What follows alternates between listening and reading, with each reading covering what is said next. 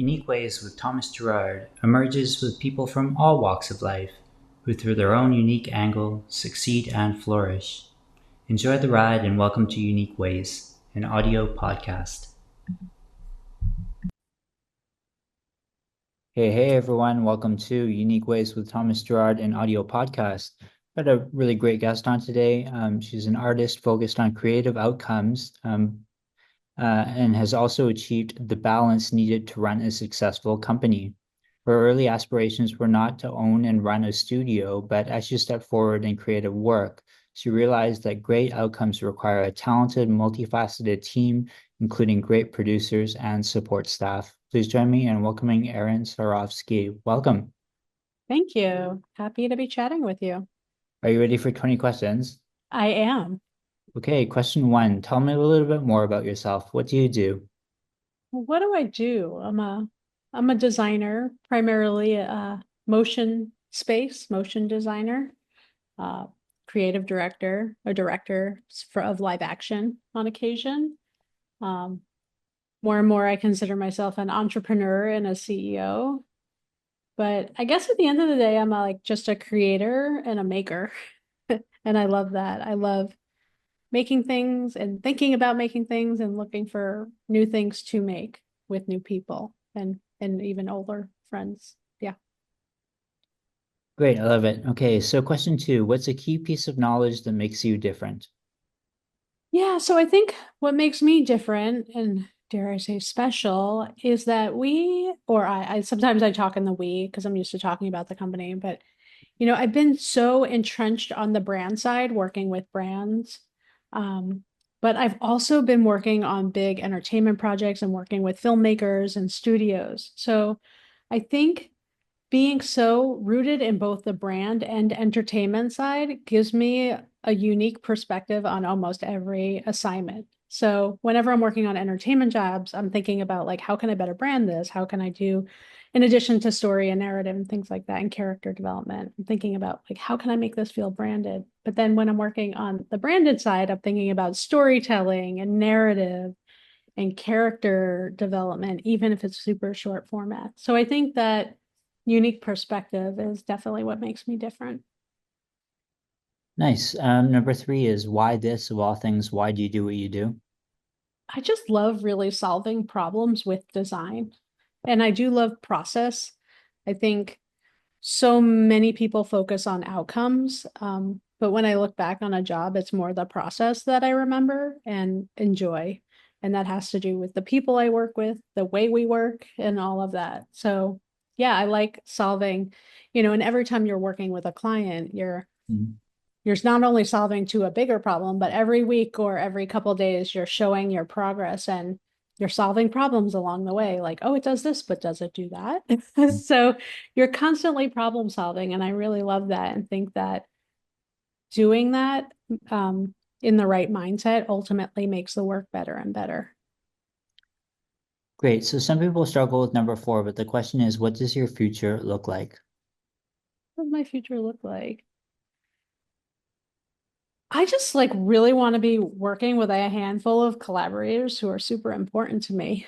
I think over the course of your career, you kind of collect these people along the way, whether they're people that work at the studio or with the studio in a freelance capacity, but also clients that have really become long-term collaborators. And I like the idea of growing that network, but I don't need to grow it quickly. I just want to continue to work with those collaborators and to grow that and have those special relationships.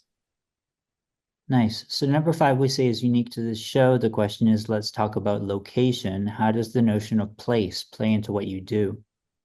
Well, what's interesting is I'm from New York. I'm from Long Island originally, but I wound up in Chicago by way of a company called Digital Kitchen. And I started my career here in Chicago, and I did go to New York for a bit and then came back to start my own studio here. And what I will say about Chicago being the third coast of the country is that it does have underdog vibes. And so I love that when we even still, like, even though we've been doing this for well over 15 years, when we pitch on like a big show or a big project, we still feel like we're the underdog. And I think that has to do with the place that we are in the world, you Mm, know? Yeah. nice. Number six, if you had to start from the beginning, what advice would you give your former younger self? Oh gosh, I would be a saver. That's for sure. Mm, Um, I think this is a hard one, but I would say don't work with close friends. mm, Don't think that because you're in a close relationship or friendship, deep friendship with somebody that can necessarily outlast the stresses of business. mm. Um, and and so I would warn myself to be deeply mindful of that. Um, I Great. think, yeah. Well, one other thing, when something doesn't work, I think you have to, whether it's creative or business, you have to abandon it quicker. Mm, That would be another set of advice I would give myself. Yeah. nice. Yeah. That's good. Okay, so number seven, what's a day in your life like? Oh my God, at like 5:30, I wake up and I'm with the kiddo. She leaves around 7:30. And at that point, till about 9, I'm saying hello to people and just thinking, usually thinking through something that's grinding my gears, or thinking about something to see not necessarily how to fix that, but maybe what's causing that, knowing that like all the problems of the day are actually more um, symptoms of a bigger problem or a different kind of problem. So I do use that time 7 to 9 just to do reach outs to people I haven't heard from in a while or to catch up with people and to do some deeper thinking. 9 to 6, like all day long, I'm just like working, usually on Zooms, reviewing work, um, just doing deep dives on work stuff. But lately it's been like back to back calls, which is good because that means we're busy. 6 to 7, that's when I'm like trying to get out of work mode.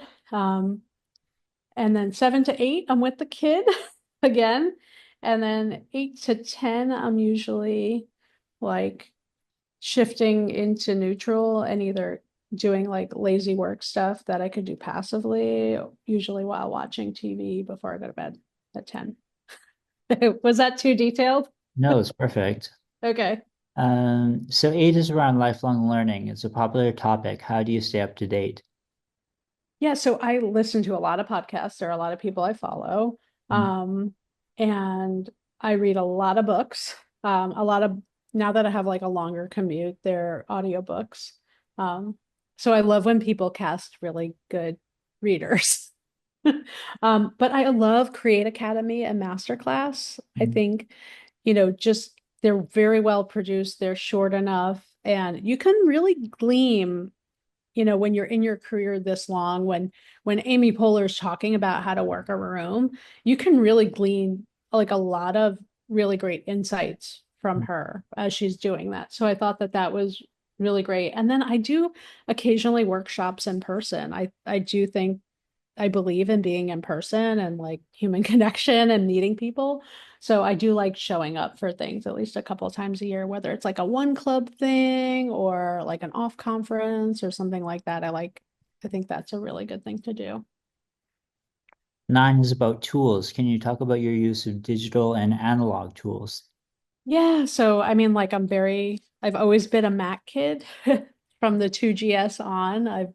That was my tool. And so I would say all things Macintosh, Mm, the whole suite of things.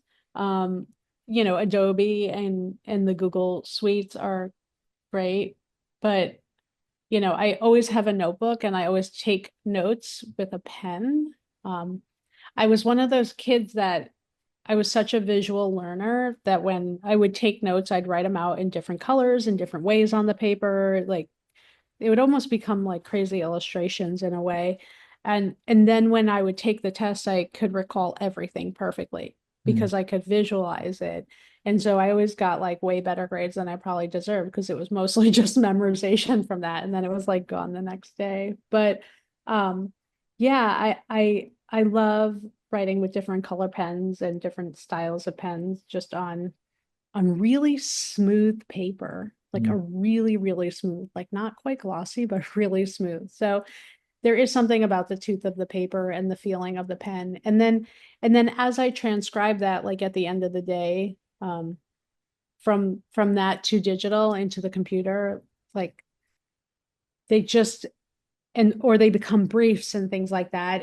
There's something about that process that has like kind of instilled itself in me over all these years that makes it work, you know? Yeah. Great. Number 10 is about work-life balance. How do you deal with it? Yeah, so I have a whole different philosophy on work-life balance, probably than most people. I'm curious. I want to listen to all your podcasts to hear how everybody else answered this question too. But I Mm, don't think of work-life balance as a day-long thing. I think of it as a lifetime thing. mm, I think when you are just starting out your career, like you're not as good. You don't have as much expertise. You don't have as much experience. So, like, you have to put more time in to build a stronger foundation. And so, in the earlier part of your career, you should be working more. You should be getting out there, meeting a lot of people. That's going to become the foundation of your whole career. Even if you pivot and do other things, those connections and that base is going to sustain you. And then when you get older and you have other things going on, like you're so good at your craft. Like when I had a kid at that point, like that became the hard thing. The easy thing was the work. So the amount of time I needed to do things was just much less. And my network was much bigger. So I could pull on people for resources and help when I needed it. And those people were there for me because I was also there for them when they were going through stuff too. So I think of work-life balance as like a lifetime thing, not a day in the life thing. Yeah. great. So 11, if you weren't doing what you do now, what might you be doing? I would love to be a production designer for films. I Mm, do love world building. I do think it's somewhat adjacent to what we do here with creating commercials and creating distinct ownable looks for people. So to do that as a world for a show or a film or even theatrically, like that would be really cool. what would you not like to do with your career? Something very repetitive. Mm, There's an at like I love solving problems with design, like back to the earlier one. So anything that is like factory where you're doing the same repetitive motion over and over and over, or even that in a white collar sensibility, doing the same thing over and over and over would not interest me. I would get very, very bored and be very unsatisfied. how about a favorite word, quote, or sentence? So I was thinking a lot about this one, and like adjacent to this is I love gestures. I love high fives and fist bumps and secret handshakes. Mm, Like I love the energy of that, of just like that explosive expression. And I think that's really great. and a least favorite word, quote, or sentence? Would be the opposite, like disrespectful gestures. Like I can't stand when somebody eye rolls me, or like I don't like when people are talking on Zoom and you can see somebody in the background and like other cells kind of pass a note to each other and have a giggle about it. Like I just have I just think that's so awful.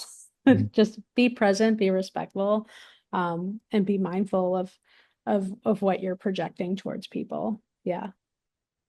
And you're choosing one word to describe yourself. What word do you choose? This was the hardest question of them all, and I landed with woman. Like I'm a woman. Mm. I thought maybe tenacious. I thought like, but I'm a woman, and I think that in our industry, to be that first is kind of like a rarity. So I'm gonna Mm. go with that. What keeps you up at night? Staffing, money, um, politics, the world. I mean, all of that keeps me up at night, but it's just about using our resources as smart and as thoughtfully as possible, really, at the end of the day. Great. Okay, final stretch here. What's a dream you're chasing? Dream I'm chasing. What am I chasing these days? I think to find a white space to develop IP that the studio owns, but is of service in both the brand and entertainment space. And yeah, that's a dream I'm chasing. What inspires you?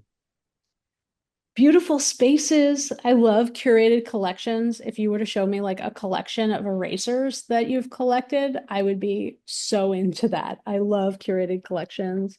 Mm, Um, yeah, what else inspires me? Great films, mm. people I work with and for. Yeah. Okay, last couple here. Number 19, any advice you'd like to share? Yeah, so to to probably somebody younger listening to this, younger talent, I would say experience does not equate seniority. This is something I'm seeing a lot of. Like, you have to be talented to be brought in, but talent does not make you like a senior designer. Your experience having been a designer makes you a senior designer. So I do think that there's something about mileage that's really, really, really important when we talk about like a junior level, a normal, and a senior level position or an executive position. So um, I would say that's super important. And then for clients and for people looking to make things out there and looking to be unique and different, to be very wary of the templatification of everything. Mm, That they should expect more of designers and hire better, and to be mindful that, you know, the new look du jour is might be clean and pretty, but it's if it's a template, it's already being owned by a lot of other people. And so I would be very wary of that.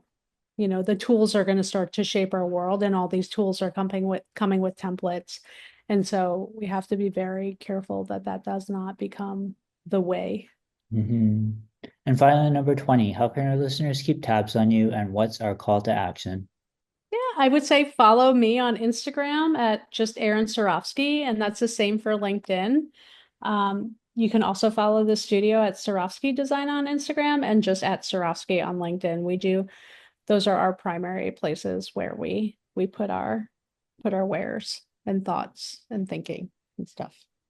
Great. Thanks so much. Awesome. Your profile is a little bit different than I think anyone who's been on the show. So it's really actually a unique episode, and I'm really glad to support it. So thank you so much. Thank you for having me. It's been wild and awesome. If you liked today's podcast, I encourage you to have a listen to other episodes. You can easily find them at uniqueways.ca or wherever you find podcasts. You can also find us on social media. And thank you. It's you that makes these great, and it's you who these are for. Stay tuned for more unique ways.